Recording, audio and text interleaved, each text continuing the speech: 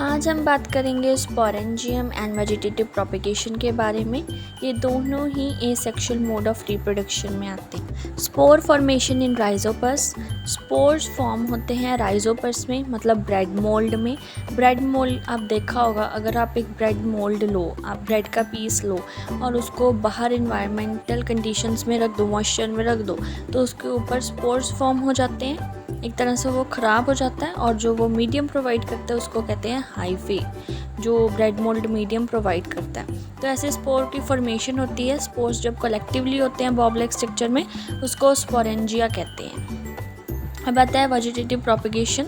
ये एक ऐसा मेथड है जिससे आप वेजिटेटिव पार्ट्स को लेकर कोई भी प्लांट के, जैसे रूट हो गया, लीफ हो गया, स्टेम हो गया, आप न्यू प्लांट्स को रिप्रोड्यूस कर पाओगे। ये हायर कैटेगरी के प्लांट्स होते हैं और ये मेथड से आप सीडलेस, जिनके सीड्स नहीं होते, वो प्लांट्स भी ग्रो कर पाओगे।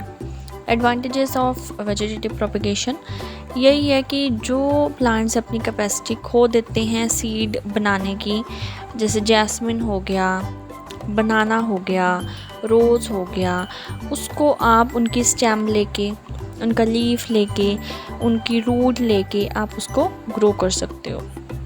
अब नेक्स्ट है हमारा वेजिटेटिव प्रोपेगेशन इन ब्रोयोफिलम। देखिए, ब्रोयोफिलम एक लीफ होता है जिसके नॉचेस पे बहुत सारे लीव्स की आउट ग्रोथ होती है, और जो वो नॉचेस ग्रो होते हैं, जब वो इंडिविजुअल्स बन जाते हैं, वो अपने पेरेंट बॉडी से डिटैच होके जब सॉइल में गिरते हैं तो वो न्यू प्लांट्स में डेवलप हो जाते हैं। नेक्स्ट है हमारा ग्राफ्टिंग। ये हमारा वेजिटेटिव प्रोपेगेशन का एक मेथड है। इसमें आपने क्या करना है, अगर आपने रोज़ की न्यू कैटेगरी प्रोड्यूस करनी है, जैसे मैंने वाइट और रेड रोज़ ले लिया। वाइट का मैंने नीचे रखा हाफ स्टेम, जिसको हम स्टॉक कहेंगे, और रोज़ की जो रेड रोज़ है उसका ऊपर रखा मैंने स्कायन। उन दोनों को रैप कर दिया, ग्राफ्ट कर दिया, तो मेरे पास पिंक रोज़ आ गया, तो इसको कहते हैं ग्राफ्टिंग। लेयरिंग होती है ग्रेप्स में।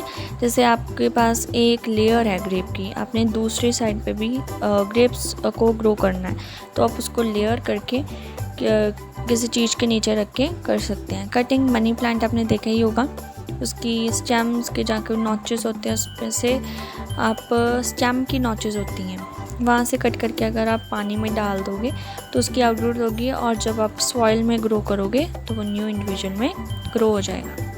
अब बडिंग क्या होता है, आपने देखा होगा पोटैटो पे जो उसकी हम कहते हैं आइज ग्रोथ होगी, है ना, उसके ऊपर बड्स ग्रो हो जाते हैं। जब हम उस बड को कट करके अब सॉइल में ग्रो करते हैं तो वो एक न्यू पोटैटो में फॉर्म हो जाता है। सो अगर आपको ये वीडियो अच्छा लगे तो प्लीज़ इसे लाइक, शेयर और कमेंट ज़रूर करें और चैनल को सब्सक्राइब करें।